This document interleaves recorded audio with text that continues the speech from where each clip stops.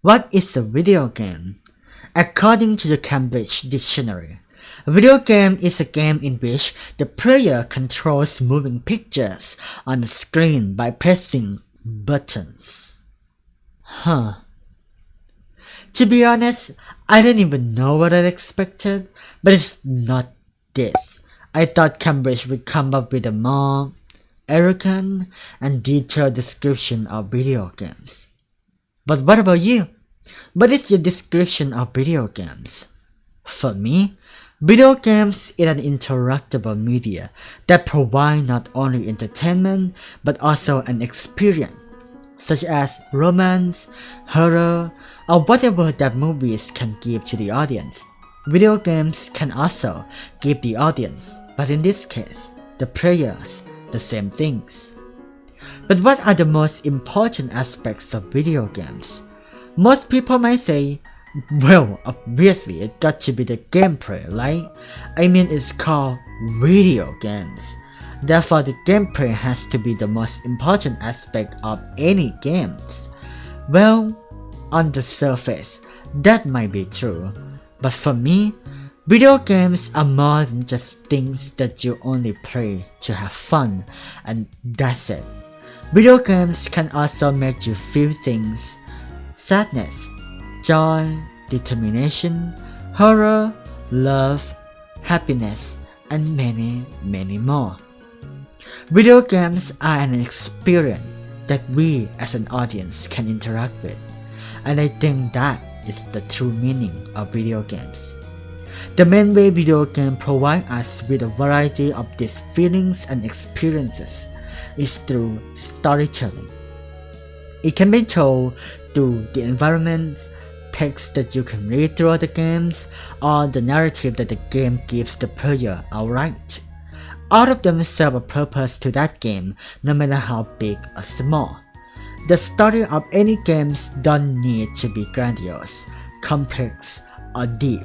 It could just be a simple story to guide the player from point A to point B, and that would be enough. Some games don't even have a narrative to begin with. Games such as Minecraft or Terraria just drop you into this massive open world with no tutorial, no narrative to guide the player at all. But Minecraft is still one of the best-selling video games ever. Then does that mean storytelling in video games is unimportant? Well, yes, but actually no. Technically speaking, if a game has a really good gameplay but has no semblance of storytelling or even story to begin with, it will most likely still be successful. I mean, look at Candy Crush. That game made billions and it has no story. However, imagine what will happen if a casual mobile game like Candy Crush has a story, drama, and mystery. How much more interesting the game would be. I mean, the game already made a shit ton of money already, but what if the game has a gripping narrative? The game will most likely pull in more audience that got interested in the story. Therefore, the game will make even more profit. And this is a case for a little game known as Merge Mansion. Looking only at the surface level, Merge Mansion is nothing special, just another your run-of-the-mill casual mobile games that your mom probably play already. But what makes Merge Mansion so fascinating to a lot of people is the story, the lore, the mystery of the game. Not through you playing the game by yourself, no, but through the ad. I can guarantee that you at least have seen these ads online before. I know I did. And do you know how many views these ads got? Tens of millions of views. And it's a very well directed and well made ad as well. It's like a short movie. Even MatPat did a video about this Merge Mansion ads because the story and the mystery of the ad are presented in such a way that allows the viewers to come up with their own theory of the Merge Mansion themselves, which for me is a genius move. We are all fascinated by the story of Mood Mansion presents to us through their amazing, well-written, well-made ads, to the point that we completely forget that Mood Mansion gameplay is actually look like this. Yeah, not that appealing now, is it? But we still eat it up because of the story of Mood Mansion, not because of its gameplay. Another game that is in a similar situation is the Silent Hill series, and I'm talking about the Team Silent era of Silent Hill, which is Silent Hill 1 to 4, not the one after that because ew. Anyway, Silent Hill as a franchise has never been known to have a good gameplay. In fact, the gameplay of Silent Hill is widely known and accepted as clunky and awkward. However, the Silent Hill series has always been regarded as one of, if not, the best survival horror game series of all time. This is especially true for the second installment of the series. I mean, you can search it up right now. What is the best survival horror game? Silent Hill 2 will most likely take the top spot, or at least a very high spot on the list. One of the many reasons why this is the case is due to the masterfully written story of Silent Hill 2, which is a story about loneliness, sadness, betrayal, lies, pain, and guilt. Story so dark in its theme, but told in such a beautiful and nuanced way that no other games, even to this day, can replicate. Another form of storytelling in video games that often get overlooked is storytelling through environment. This is especially prevalent in the Souls-like or the Soul City games. Demon's Souls, Dark Souls 1 to 3, Bloodborne, and Elden Ring all use the environment of their various different locations or areas in the games to tell some kind of story. Ash Lake from Dark Souls 1 is a great example of environmental storytelling. There's nothing in the game that tells us the player the information about Ash Lake. In fact, Ash Lake itself is a secret area that is so far off the beaten path that you need to jump through many hoops to find it in the first place.